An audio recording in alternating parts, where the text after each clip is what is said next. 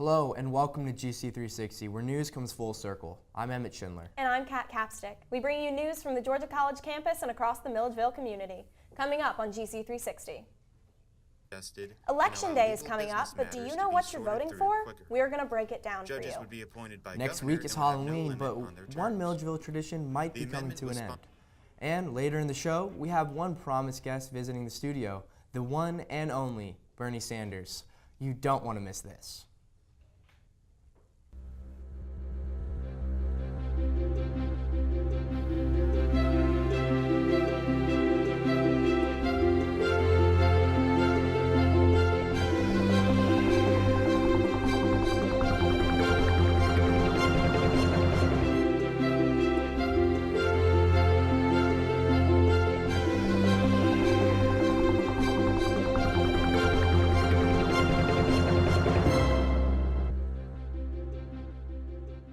Georgia citizens are anticipating a huge race for their new governor come Tuesday, November 6th.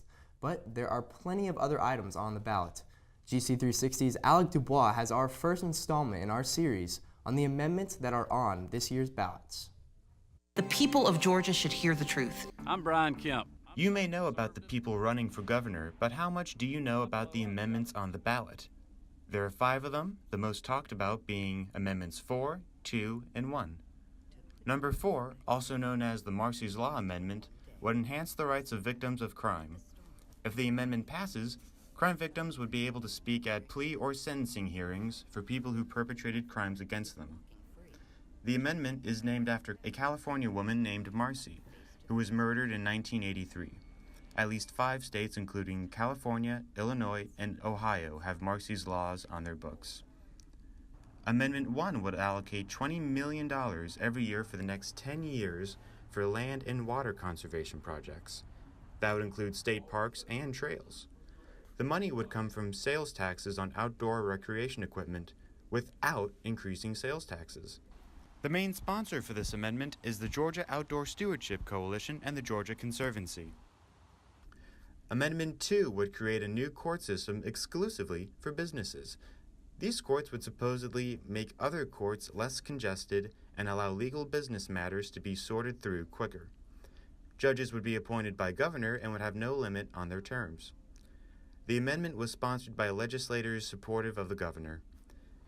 These amendments may not be the most prominent parts of the ballot, but they too will influence your community. For more information about the ballot, tune in next week for Amendments 3 and 5. For GC360, this is Alec Dubois. Make sure to be informed before casting your ballot. And now joining us today, we have a special guest from Georgia College's Young Republicans, Logan Blackwell. Thank you for joining us today. Oh, absolutely. We had invited the college Democrats to send a representative to debate Logan, but they declined. So Logan, Stacey Abrams, the Democratic candidate for governor, came to Milledgeville last week for her campaign. What are your thoughts about her campaign? Well, I actually attended the debate or the rally in Milledgeville, and I was very impressed by the turnout that she had. Her message was compelling, even though I might not fundamentally agree with it, but there was an energy in the audience that she captivated, and it was very interesting to see. Absolutely. And have you been to any Kemp rallies, and is there the same level of energy? I actually have. I've been intertwined with the campaign throughout the summer and throughout this recent fall and leading up to the election, and there's energy from more of the rural Georgia base, I feel like, and maybe the middle class Georgians, and it's just good to see people engaging, going out to see who their governor is going to be, and hopefully to be engaged in politics. And have you noticed a higher level of voter engagement than in previous years politically? Oh, absolutely. I think that with the Trumpism and the 2016 election, a lot of people were very divided, and there's a lot of political conversation that came from that. Some of it good, some of it not good, but nonetheless, there are energized voters out there on both sides. Absolutely. Well, as a supporter of the Kemp campaign and a member of College Republicans, what issues does Georgia face that you believe a Republican governor would solve? Okay, so we have a state budget issue. I think so. A rising budget with stagnant taxes is not good. It leads to a deficit. So Brian Kemp's plan is to cap state spending and is to cultivate rural Georgia and increase an ag tech and the ag industry and grow small businesses so that they can flourish. And not only can they flourish, but they can contribute to the state economy, which in turn creates your local taxes, increases property tax and so forth. So hopefully that is good. More money within the state, that's going into Georgians' pockets is going to be good for Georgia. And hopefully, that is one thing. Another thing is education. We are very middle of the road when it comes to education, and we, should be creating better young, early childhood education. We need to be funding, QBE. We need to be, making sure that these kids have the resources they have to be competitive, because now that we have a national scale with interconnectivity and whatnot, who knows where our kids will end up. Absolutely. And on the topic of capping state spending, does Brian Kemp have an idea of what is going to be cut when he caps the spending? Well, part of reforming state government is cutting out, needless, seemingly needless and ineffective bureaucracy within, and dealing more hands-on with business leaders in the state, instead of, giving it to a bureaucrat and then, them sitting on it, them taking a paycheck and so forth. So hopefully, we can use common sense solutions to, decrease our budget and at least cap it to where, we have, this is what we're going to spend, and then we're going to refine that and make it more effective. So does the Kemp campaign have specific ideas for what needless spending they plan on cutting? I personally don't know. I'm obviously not engaged. I'm not personally on the Kemp campaign. I wish I had the time to do it. But as far as that goes, I'm sure that he'll be reviewing it, and then at certain levels, they will cut, hopefully. Absolutely. Well, thank you so much for being on the show today and sharing your viewpoint. Absolutely. Thank you. Coming up, students are getting ready for one of their favorite Halloween traditions, Rocky Horror. But this tradition might be coming to an end. Stay with us. In the small town of Elmira, New York, a boy was born into an all-American family. The odds of him achieving his dream in the fashion industry? 1 in 23 million. The odds of having a child diagnosed with autism? 1 in 68. I am Tommy Hilfiger, and my family is affected by autism. Learn more at autismspeaks.org/signs.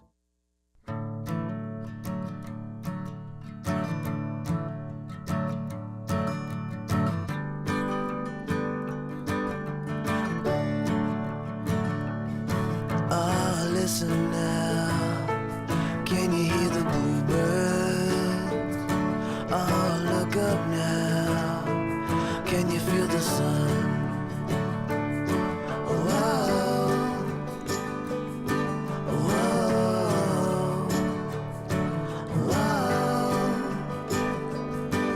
whoa.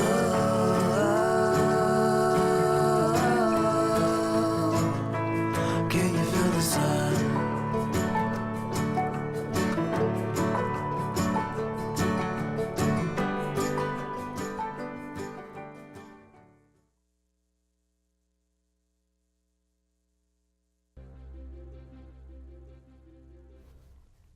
One favorite Milledgeville tradition is the annual Deep Roots Festival in the fall. The event was held this past Saturday in downtown Milledgeville. Deep Roots went from 10 a.m. until midnight and hosted hundreds of festival goers. People gathered for the live entertainment and assortment of vendors, as well as the longtime favorite, the Antique Car Show. Deep Roots is always a great way to kick back and enjoy the beginning of fall with friends and family. Until next year, Deep Roots. It could be the end of an era at Georgia College. This will be the last year that the Rocky Horror Picture Show will be put on, unless something changes. Organizers say costs for the right to the movie have increased and have become out of reach. Our own Jack Hettinger spoke with Bailey Adams, who plays Janet Weiss in the show, to hear all about it. And unfortunately, this is the last year that we'll get to do Rocky. But yeah, so we're hoping to go out with a bang. I believe the royalties have gone up, and so it's gotten quite expensive to put it on. We have just grown so close as a cast, and I think of them as a family. They're just really great and all encouraging, and it's been a really wonderful experience. I think the message really speaks to me because it is, fun and a cult following, but at the same time, it is about embracing your own individuality and being yourself. And there's even a quote or a song lyric in Rocky Horror where Frank says, "Don't judge a book by its cover." And so to me, that really speaks to the entire show and what the show's about. The event will be held in Russell Auditorium this Friday night. The movie will start at 11:55 p.m., but students can come early and watch the dance performance before the show at 11:30 p.m.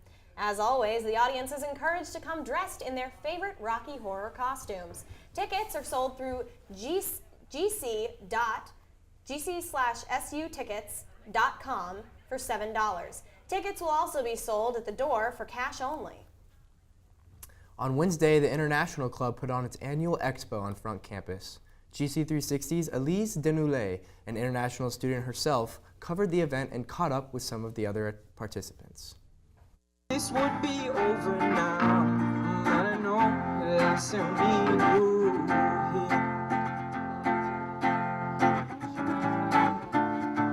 This is International Day on campus. International students were tabling and representing their country. Other students' organizations joined this exciting day that featured a concert and a bake sale. This is a special day for me since I'm French. And here, as you can see, there's a talent show ongoing and there's a lot of tables representing all the countries that you can find on campus. You can actually find students who are from all of the places in the world, and that's amazing. So I talked to students to find out more about what this day means to them. Hey Chuk, so where are you from? I'm from Nigeria.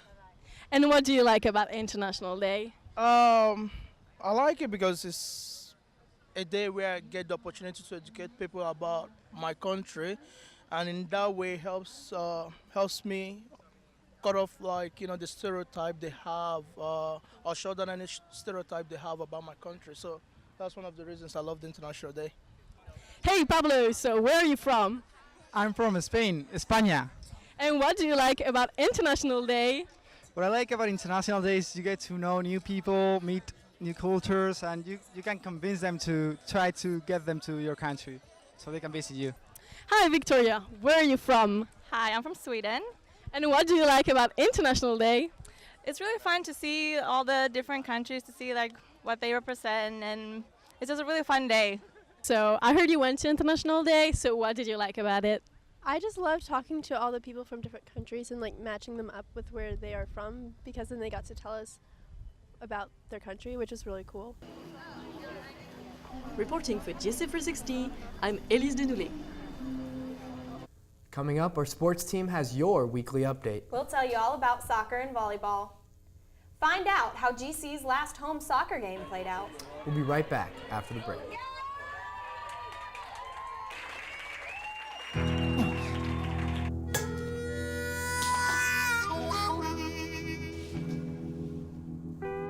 Get caught buzzed driving, and you could do some hard time.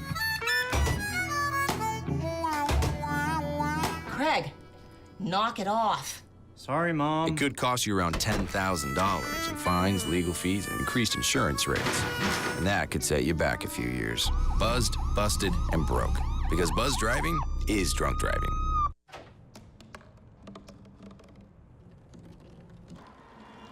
Everybody has a dream.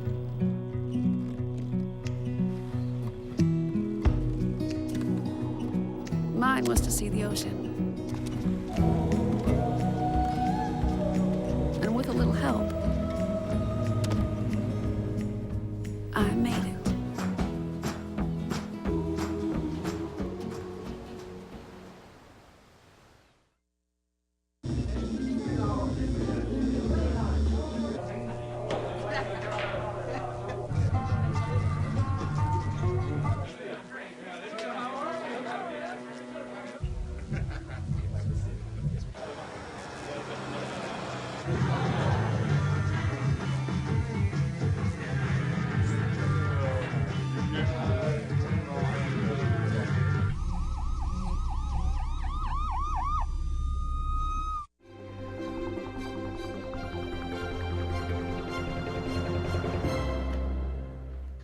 Welcome back to GC360. It's time for your weekly sports update.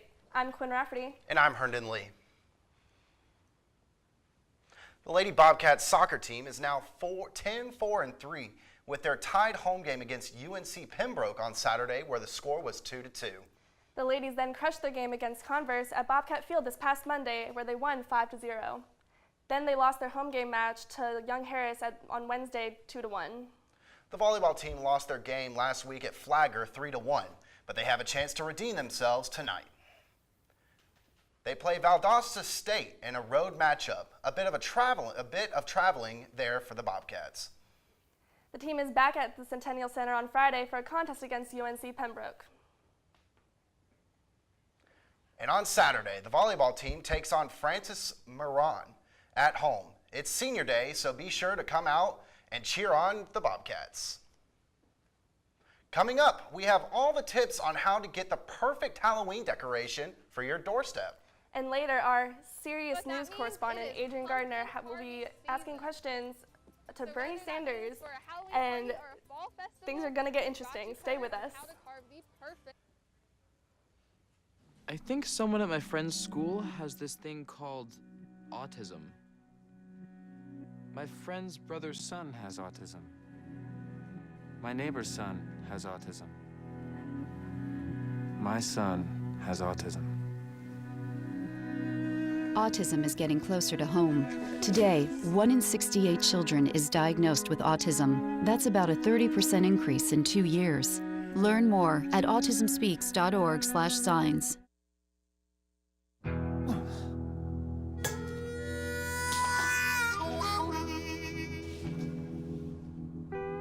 Get caught buzzed driving, and you could do some hard time. Craig, knock it off. Sorry, Mom. It could cost you around $10,000 in fines, legal fees, and increased insurance rates. And that could set you back a few years. Buzzed, busted, and broke. Because buzzed driving is drunk driving.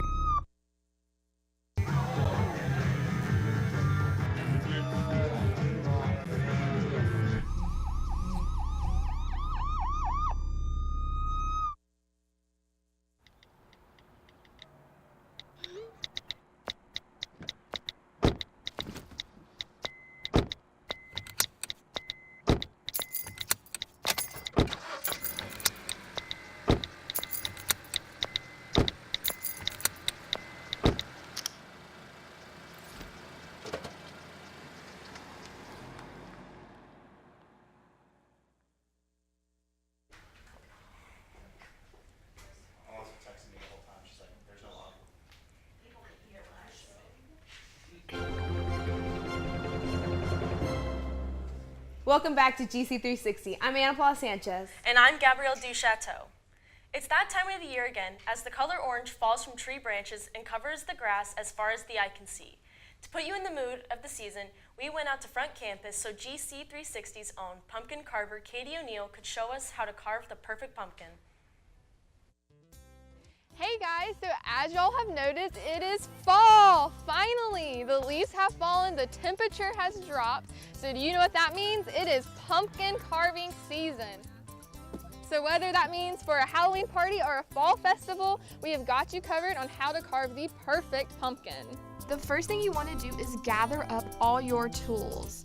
Standard pumpkin carving toolkits can get the job done, but in this case you can use anything you have around your kitchen. So what you will need is a fillet knife, an ice cream scooper, a paring knife, a dry erase marker, a bowl, and bathroom cleaner that contains bleach.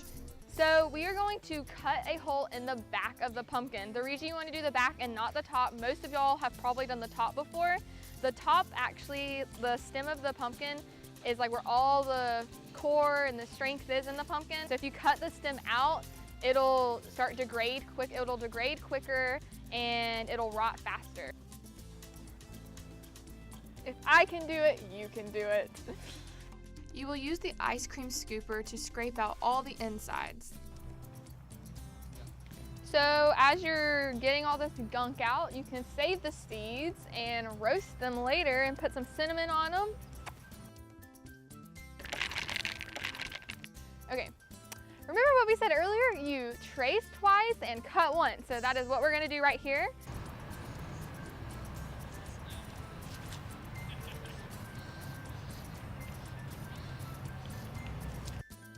When you finish tracing the pumpkin, you will use your paring knife to cut the drawing out.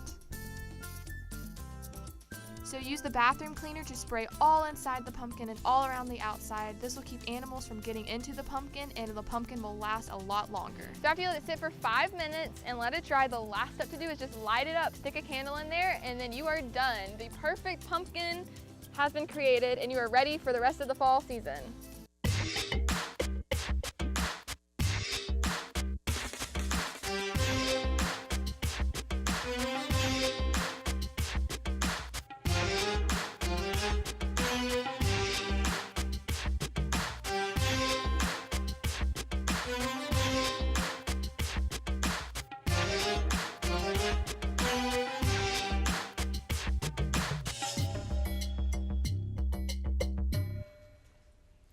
That's all we have for you this week, but we wish everyone a safe and happy Halloween. And now we're going to bring our serious news correspondent, Adrian. Hi, Adrian. Welcome in. Come on in. Are you excited for fall? Very excited. I'm very excited for fall. You know your Halloween costume yet? No, I think I'm just going to be myself. All right. I'm as scary as I can be. Oh, all right. All right, well, Awesome. Thank bye. you. Alrighty. Hello all, it's your serious news reporter, Adrian Gardner here, and we have been getting very political lately. So reflecting back, we interviewed students and asked them about Donald Trump, and then the following week we had Mr. Trump come on the show, and now we have another special guest who is very excited to be here. Ladies and gentlemen, I present to you Bernie Sanders. Thank you. Thank you. Hi, Senator Sanders. How are you doing? I'm great today. How about you? I'm great. I'm great. So, this brief interview, in fairness, will follow the same format as my interview with Donald Trump. First, we're going to get political, and then move to more personal questions, and then answer some questions from the students. Is that okay? Yes, that is great. Oh. I would love to hear what the millennials have to say. All right, let's get started. So, what do you think went wrong in your presidential campaign? Well, ultimately what went wrong was the DNC manipulated the way the primaries worked so that the young people could not go and vote for me in the primary. They retained the vote to the establishment, and that really benefited Hillary in the long run. A lot of things have changed since Donald Trump became president. Are you relieved that you aren't president? Why or why not?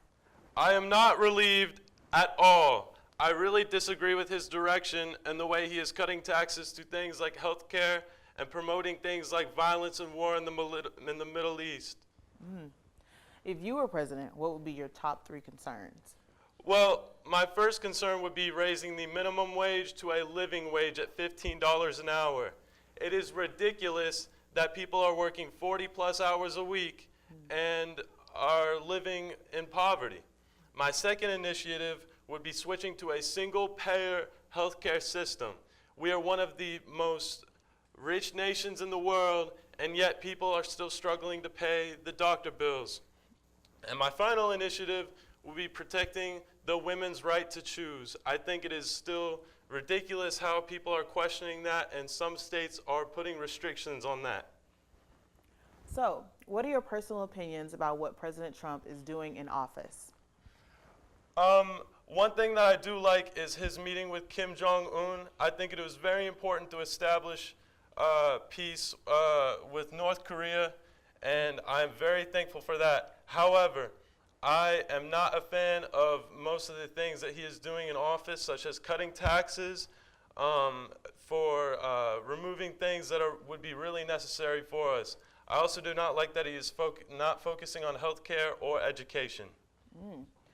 So there are rumors going around that you're running again after Mr. Trump's term. Is that true? Maybe. I need to talk to my constituent, Elizabeth Warren, and we will make a decision on who will run. Okay. What have you done as senator that has prepared you to become president? Well, I voted against the Iraq War back in 2003, and if they listened to me, then all of our problems would be solved. Bernie, what are some of your strengths and weaknesses? Well, my strengths are that I really care about the youth and the millennials in this nation. I also care about other marginalized groups such as people of color and women. One of my weaknesses is that I feel as though my political beliefs are ahead of its time and the people are not ready to really accept my ideas. Okay. Out of all the insults you heard about yourself, what is the best one? That I am a communist. Okay. Would you say that being president is your dream job? Absolutely. I really think my platform would benefit the United States and move us in a positive and more progressive direction. Okay, so now we're going to answer some questions from the students. Peter J., an education major, asked, why did you decide to run for president at such an advanced age? Well, if FDR can do it, so can I. And also, I think this is a very critical time in our history as a nation, and we need somebody who is going to present a more progressive platform. Kimmy T., a management systems major, asks, why do you support the legalization of medical marijuana? Are you trying to tell us something about yourself? Well, not only do I support the medical legalization of medical marijuana, but I also support the recreational legalization. And that is because we have private prisons that are profiting off of the mass incarceration of people. Also, there are several studies that show that medical marijuana can reduce hazards of cancer. And I really think that is a direction we need to move in. All right. David P., a mass communications major, asked, do you really think you had a chance against Hillary? I really do. Like I said earlier, I think the DNC really manipulated the primaries against me, but I feel like if I was given a fair chance that I could have won. Okay. And lastly, business major Kent S. asks, so what do you even do in your free time, since you don't run the country? I play a lot of bingo. Okay. Well, wow. Bernie, we want to thank you so much for coming on the show. In fact, we're doubtfully thankful because you agreed to come back next week for a very special event, a debate with Donald Trump. Tell your mom, dad, sister, and brother that next week Trump and Sanders are going to hash it out at the table. Do you have any questions for them? Well, don't hold it in. Tweet it. Tweet us at GC360 News. And now, back to the news desk. Well, that's all for this edition of GC360. When we're not on air, we keep you up to date on our social media pages and our website, gc360news.com. I'm Kat Capstick. And I'm Emmett Schindler, always available to you. GC360, where news comes full circle. So Halloween, next. Oh.